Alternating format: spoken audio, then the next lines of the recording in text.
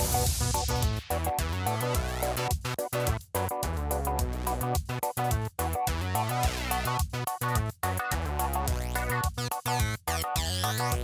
and welcome to Alyssa Jean's Reviews, and welcome to my review for Star Trek Lower Decks Season 4, Episode 5, Empathological Fallacies.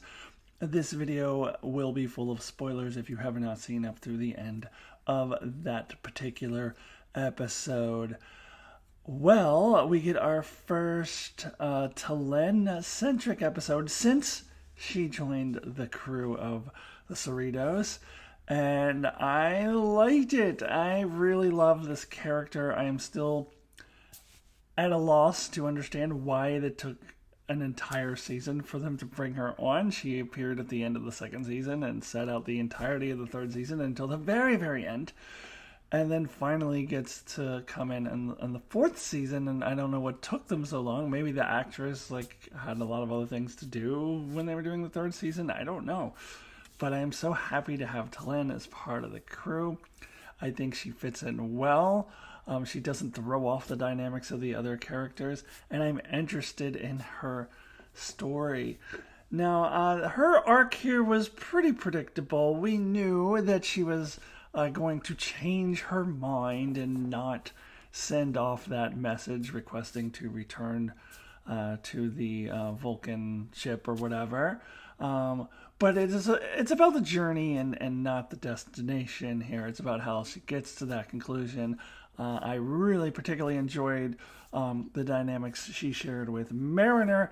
Tendi wanted to be a part of it. It was kind of a joke that Tendi was always on the outside, and I kind of liked that too, because Tendi had her moment to shine last week, so it was time to focus more on the other two girls who were on that girls' trip last week. Let's focus on Mariner and Talen, and how Mariner is able to kind of help Talen talk things through and come to the conclusion that actually, fuck those Vulcans. And I think they said that in pretty much exactly. A lot of cussing in this episode. It was all bleeped out, but there was a lot of Mariner cussing.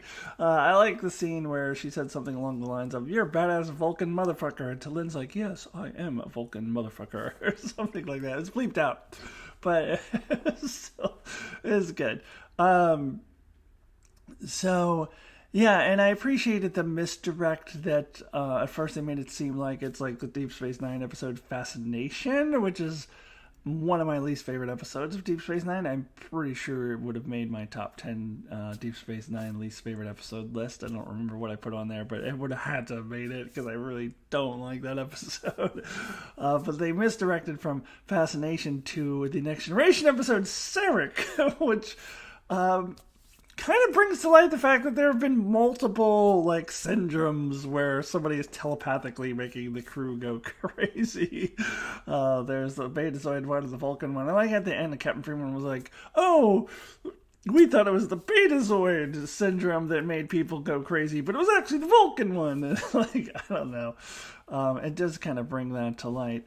I'm not sure if it was really explained why Talen, she says she's 62 years old. I love how Mariner's like, "Oh, you look great for your age, by the way." Which is young in Vulcan years, 62. Why she got that Sarek syndrome, and I didn't quite get that, but it doesn't really matter. Who cares? It was really just a means to get us through Talen's journey.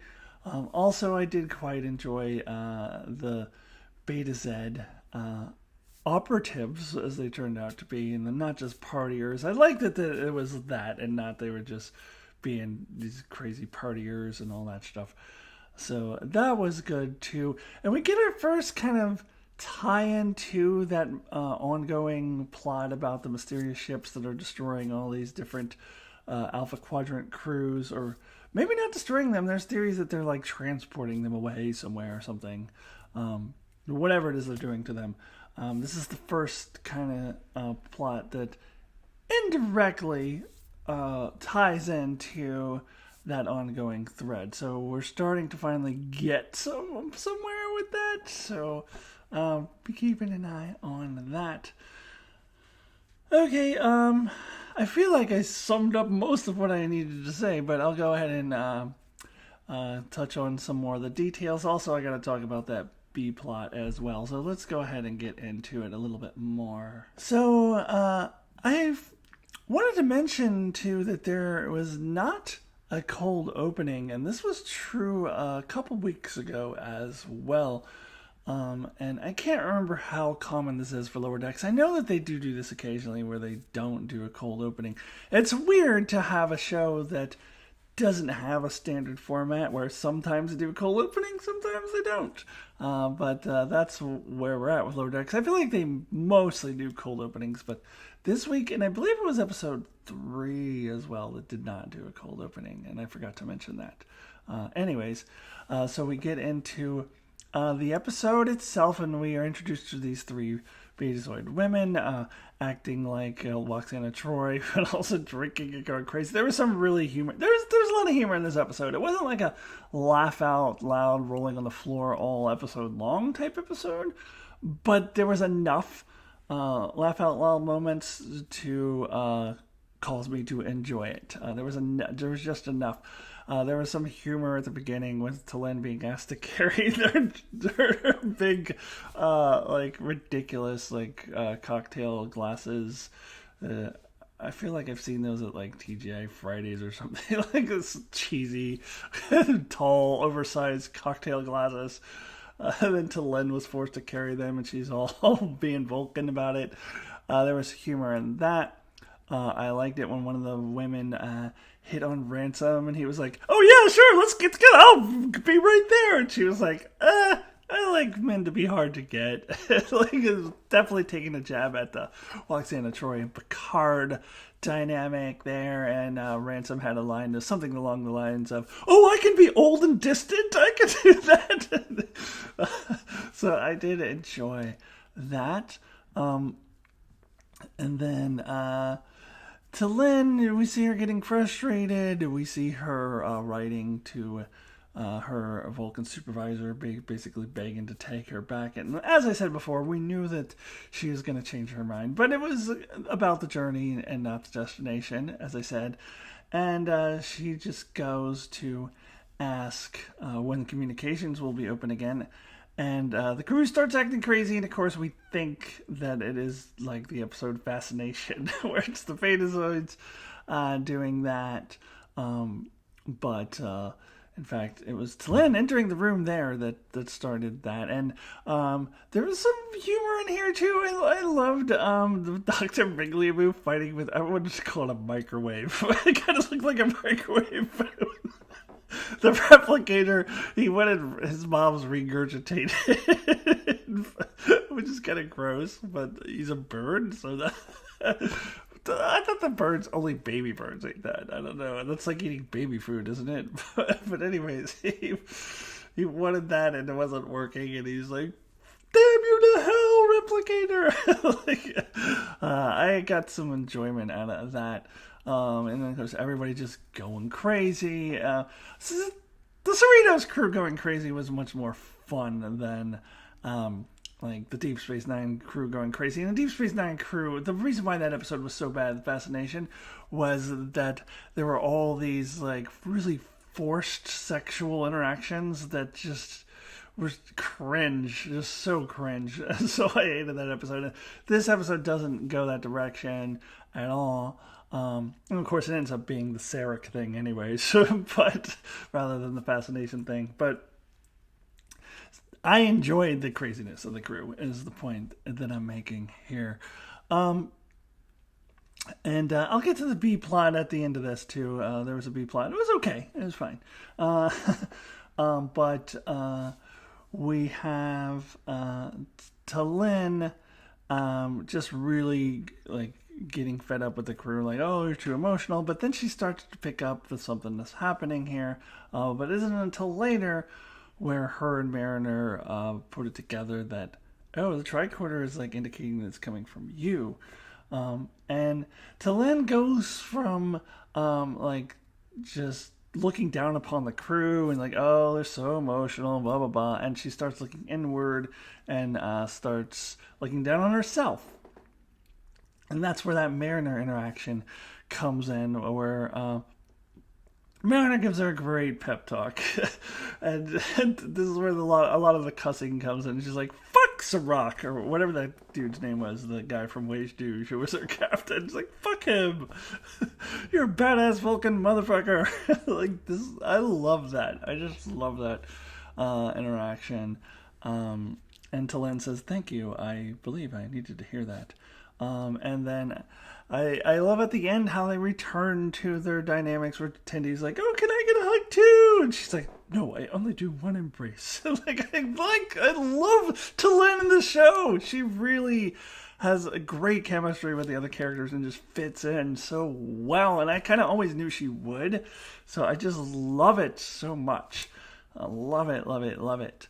And then, as I mentioned, we do get a little bit of a teaser, a tie-in to the ongoing thread where now Freeman gets a picture of that weird ship that we've seen in earlier episodes. I assume she's going to turn it into Starfleet, and we'll see where we're going with this. We'll see where we're going with this.